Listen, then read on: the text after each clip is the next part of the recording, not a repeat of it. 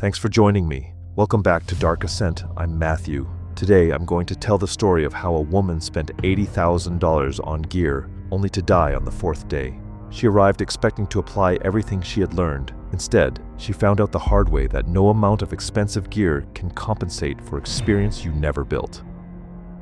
It was April 24th, 2016. Mount Everest was entering one of the busiest periods of the climbing season as teams began moving through the lower sections of the mountain during acclimatization rotations. Conditions were considered relatively favorable, visibility was good, winds were manageable, and hundreds of climbers were focused on preparing for summit attempts that were still weeks away. Heather Lawson was 37 years old and worked in marketing. She liked having a plan. Large goals were broken into smaller ones, progress was tracked, and problems were usually solved through preparation. When she decided to pursue something, she rarely did it halfway. Everest wasn't a spontaneous decision. It became a long-term project that gradually took over more and more of her life. I know that feeling. You start out casually interested in something and slowly build your schedule around it without really noticing. Like most commercial Everest climbers, she would be guided. She booked with a mid-sized expedition company that provided Sherpa support, fixed rope access, and a team leader with multiple Everest summits. The idea started after completing a guided climb on Kilimanjaro several years earlier. That experience led to other trips, including a trekking route in Nepal. None of those expeditions were remotely comparable to Everest, but they kinda gave Heather confidence that she could continue progressing in the mountains if she prepared properly. Over time, Everest stopped feeling like a dream and started feeling like something she could actually do. What attracted her wasn't necessarily the summit itself. Heather was fascinated by the entire experience. She looked forward to spending weeks in the Himalayas, moving through terrain few people would ever see, and working towards something that demanded complete commitment. Like many first-time Everest climbers, she understood the mountain would be difficult. She expected cold weather, long days, and physical discomfort. Those challenges weren't a reason to avoid Everest. If anything, they were part of the appeal. Over the next 18 months, she built her life around the expedition. Vacations were planned around training hikes. Money was redirected toward climbing expenses. Large sections of her free time were spent preparing for the mountain. By the time she finally arrived at Everest, almost everything about the trip suggested she was taking it seriously. And that's what makes the next part surprising. Because when people hear that someone died on Everest 4 days into an expedition, they usually imagine a climber who ignored obvious risks or arrived completely unprepared. Heather was neither of those things. Over the course of those 18 months, Heather spent nearly $80,000 preparing for Everest. Roughly $50,000 covered the expedition fee, which included the permit, Sherpa support, fixed ropes, base camp logistics, and the guiding company's costs.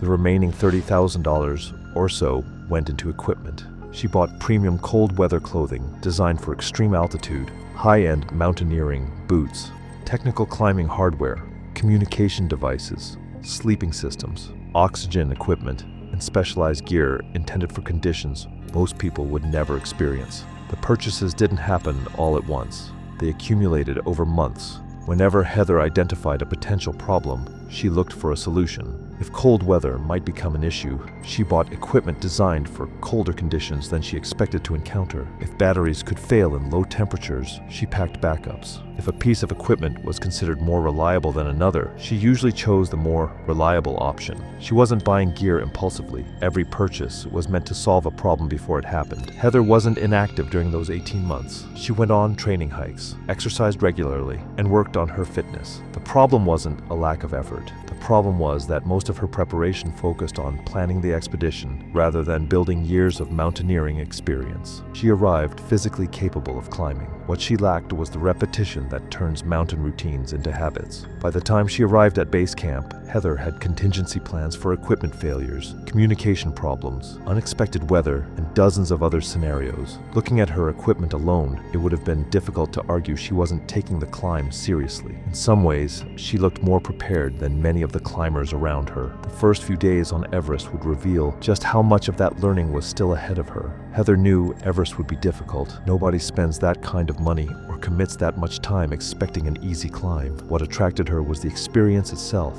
She looked forward to spending weeks in the Himalayas, moving through terrain few people would ever see, and working toward a goal that had required years of planning and commitment. Like many first-time Everest climbers, she believed that good preparation would give her a strong chance of success. She had spent months researching equipment, comparing systems, and preparing for problems she might encounter on the mountain. What she had far less experience with was living in that equipment day after day while carrying it through a real expedition. The difference didn't seem important before Everest. At the time, it was just another detail in a long list of things she had already prepared for. When Heather arrived at base camp, there was little reason to believe she was headed toward trouble. Her equipment was in excellent condition. She appeared motivated, and she had already invested more time and money into the expedition than many people spend on major life events. If anything, she looked like the kind of climber people would expect to succeed. Base camp itself functions as a temporary community during climbing season. Hundreds of people live there for weeks at a time while preparing for higher elevations. Days are filled with equipment checks, acclimatization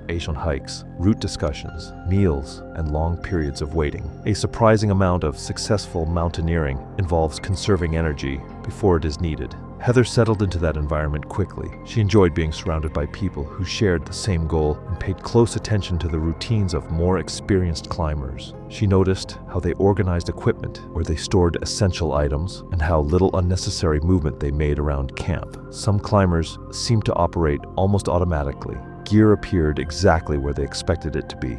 Routine tasks were completed without hesitation. Heather often found herself watching and learning. Several times she changed where certain items were stored after noticing more efficient setups used by other climbers. She adjusted how equipment was attached to her pack and experimented with different ways of organizing things she expected to need later on the mountain. I mean, most climbers make adjustments during an expedition. That's pretty normal. You try something, realize there's a better way to do it, and make a few changes. The difference was that many of the people around her had spent years refining those systems before arriving at Everest. Heather was still refining hers now. At the time, that probably felt encouraging. Every adjustment seemed like an improvement. Every lesson made her feel a little more prepared for what was ahead. Nothing about those first days suggested a serious problem. If you were in Heather's shoes, you'd probably think the same thing. This is all part of the process. The mountain hadn't tested her yet. That would begin once the climbing started. The first acclimatization rotation followed a standard Everest pattern. Move up from base camp through the Khumbu Icefall,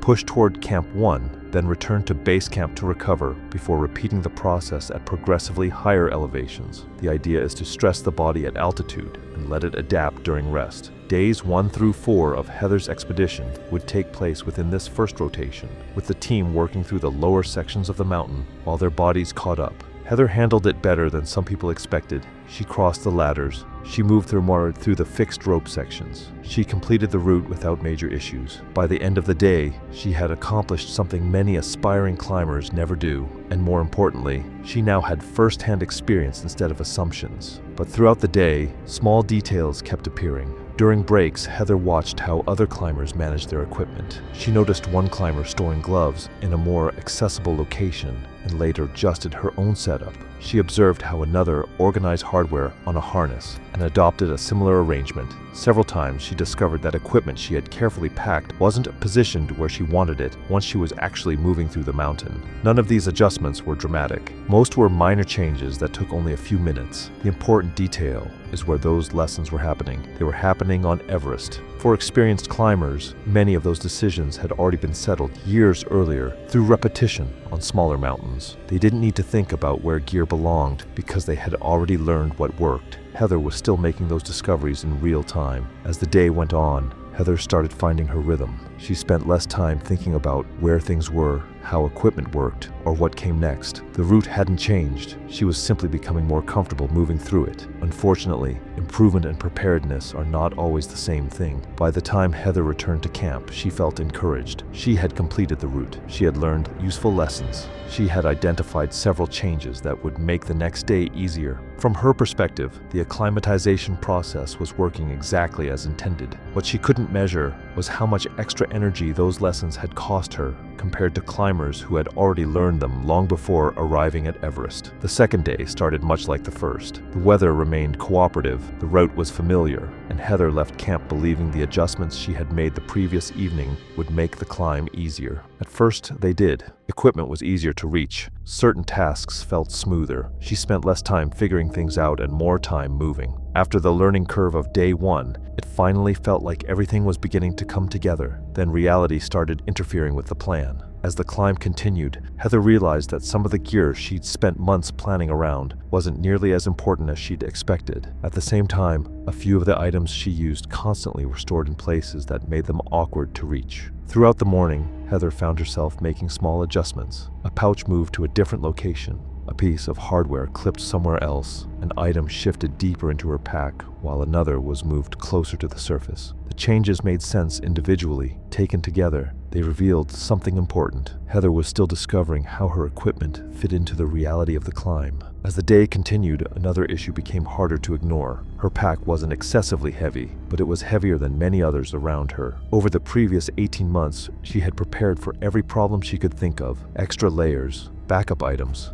small pieces of equipment had all earned a place in her pack for one reason or another. None of them seemed unnecessary. Together, however, they made her carry more than she realized. By midday, Heather noticed herself removing her pack more often during breaks. Sometimes it was to access something. Sometimes it was simply to give her shoulders a rest before continuing. Nearby climbers were carrying simpler systems and seemed to move through the day with less effort. The difference wasn't huge, but Everest rarely deals in huge differences. A few extra pounds, a few extra movements, a few extra minutes spent handling equipment. Those things don't feel important on one day. They become important when they're repeated for weeks. When Heather returned to camp that evening, she wasn't discouraged. She believed she was solving problems. Several pieces of equipment were moved again, and a few items were reorganized. She expected the next day to be easier because she now had a better understanding of what worked and what didn't. As far as Heather was concerned, day 2 had been productive. By the morning of day 3, Heather had started noticing that the climb was taking more out of her than expected. She wasn't dealing with an injury,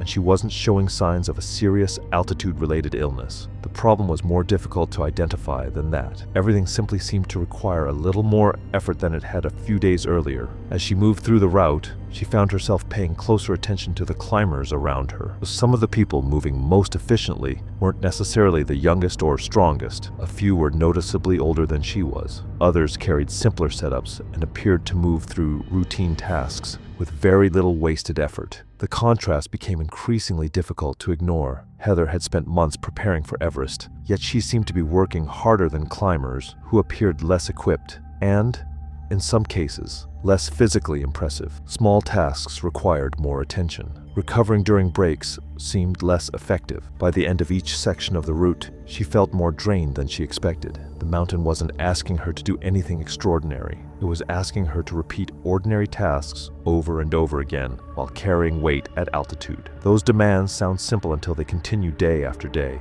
When Heather returned to camp that evening, several people noticed she looked considerably more exhausted than she had earlier in the expedition. Nobody believed she was facing an immediate emergency, but concerns were raised about how well she was recovering between climbing days. An additional recovery day was discussed. For many climbers, that would have been an easy decision. Rest days are a normal part of Everest expeditions, and patience is often rewarded on the mountain. Heather viewed the situation differently. From her perspective, the previous 3 days felt productive. She had learned from mistakes, improved her systems, and become more comfortable with the route. The difficult adjustment period seemed to be working exactly as intended. That night, she prepared for another day on the mountain. The next morning would be day 4. Heather woke up on the morning of day 4 feeling tired, but not concerned. The previous 3 days had been more demanding than she expected, yet she viewed them as part of the adjustment process. She had learned the route, improved how she carried her equipment, and become more comfortable operating on the mountain. From her perspective, the climb was becoming more manageable, not less. Conditions that morning offered little reason for alarm. The weather remained stable, the route was familiar, and climbers prepared for another routine day on the mountain. For the first few hours, nothing seemed significantly different from the days before. Heather continued moving with the group and worked her way through the route without any obvious problems. She looked tired, but so did many climbers several days into an Everest rotation.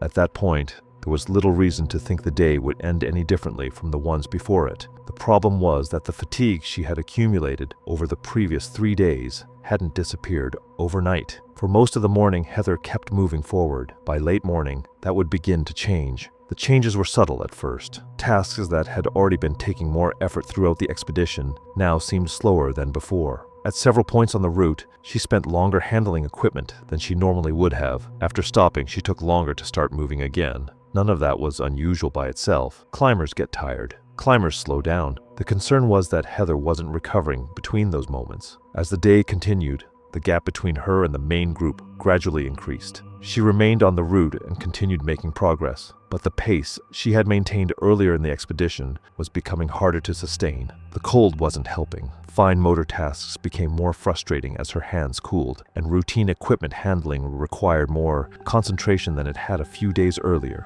Several short stops turned into longer ones. A brief pause to catch her breath became a few minutes standing still before continuing. By early afternoon, other climbers were beginning to notice that Heather was spending more time stopping than moving. She continued making progress, but the pace she had maintained earlier in the expedition was becoming harder to sustain. The steady improvement she had experienced during the first few days was beginning to disappear. By mid-afternoon, Heather's situation had changed from concerning to dangerous. She was still moving, but progress now came in short bursts, separated by increasingly long stops. Earlier in the expedition, a brief pause was usually enough to recover. On day 4, the recovery never seemed complete. She would start moving again, only to feel exhausted after a relatively short distance. The problem wasn't one specific obstacle on the route. It was everything happening between the obstacles. Tasks that normally took only a few moments were beginning to stretch out. Heather found herself spending more time adjusting equipment, changing layers, and searching through her pack for items she needed. By the afternoon, they were starting to affect how quickly she could move. As her pace slowed, another problem emerged. Every stop exposed her to more cold. While moving, the body generates heat. Standing still does the opposite. The longer Heather remained stopped, the colder she became. The colder she became, the more difficult simple tasks felt.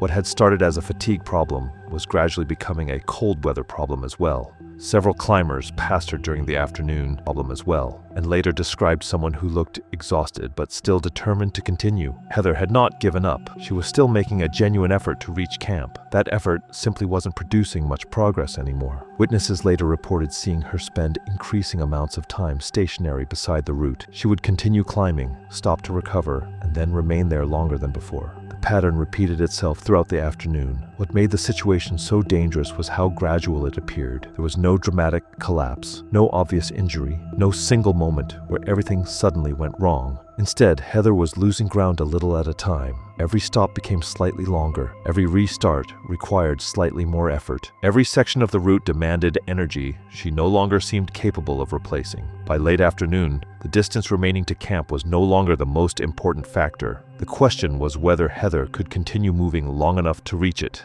That answer was becoming less certain with every passing hour. Heather continued moving through the late afternoon, but by this point, the pattern had become obvious to everyone who saw her. She would walk for a short period, stop and remain stationary while trying to recover. Then she would continue again. Each burst of movement seemed shorter than the one before it. Each stop seemed longer. Several climbers passed her while descending and later helped investigators piece together a rough timeline of her final hours on the mountain. Their descriptions were remarkably consistent. Heather was exhausted, moving slowly, and struggling to maintain a steady pace. None reported a dramatic injury or equipment failure. The problem appeared to be simple depletion. At some point during the afternoon, she fell far enough behind that she was effectively alone on the route. That mattered. When climbers become isolated at altitude, even small problems become harder to manage. There are fewer people to notice changes in their condition, fewer opportunities for assistance, and fewer reminders to keep moving when exhaustion begins affecting judgment. Heather still had equipment. She still had supplies. She still had a route leading toward camp. What she no longer seemed to have was enough energy to take advantage of those things. As temperatures continued dropping, the amount of time she spent stationary increased. Witnesses later reported seeing her stop for extended periods beside the route. sometimes appearing focused only on recovering before attempting to move again. By early evening, radio reports about her condition had begun circulating among climbers lower on the mountain. Concerns shifted from whether she was simply tired to whether she would reach camp at all. A response team eventually started moving toward her position, but Everest is rarely a place where help arrives quickly. Distance, altitude, terrain, and fading daylight all worked against them. By the time rescuers reached Heather, she was unresponsive. Heather had started the expedition with enough strength to keep solving problems as they appeared. By the end of day 4, even simple tasks had become difficult. The mountain hadn't become more dangerous that afternoon. Heather had simply become less capable of moving through it. Recovery teams didn't reach Heather until the following morning. Nighttime rescues above base camp carry serious risks for rescuers, and fading daylight had made a same-day attempt impossible. By the time help arrived, she had been exposed to below freezing temperatures for hours. The timeline showed a gradual decline rather than a sudden emergency. GPS records showed her pace steadily decreasing throughout day 4, with increasingly long stationary periods during the afternoon. Heather successfully completed the first 3 days of the rotation and remained on the route throughout most of day 4. There was no evidence of a major fall, equipment malfunction, or severe weather event that directly caused her death. An inspection of her equipment found that much of it was functioning as intended. Her clothing systems remained intact. Her climbing hardware showed no significant failures. Communication equipment recovered from the expedition was also found to be operational. Investigators noted that Heather had carried more equipment than many climbers around her, including backup items intended for problems that never occurred. Several pieces of gear recovered from her pack showed little or no use during the expedition. The official findings listed hypothermia as the primary cause of death, with severe physical exhaustion and cumulative depletion contributing to the outcome. Investigators noted that her clothing system was largely intact and functional at the time of recovery. The gear itself hadn't failed. What had failed was her ability to use it. Managing cold weather layering while stationary on a mountain requires removing a pack, locating the right items, and completing fine motor tasks with cold hands and a fatigued body. Among the items recovered from Heather's pack was a backup oxygen regulator that remained sealed in its original packaging. It had been carried throughout the expedition, but was never needed. The case was ultimately ruled an accidental mountaineering death.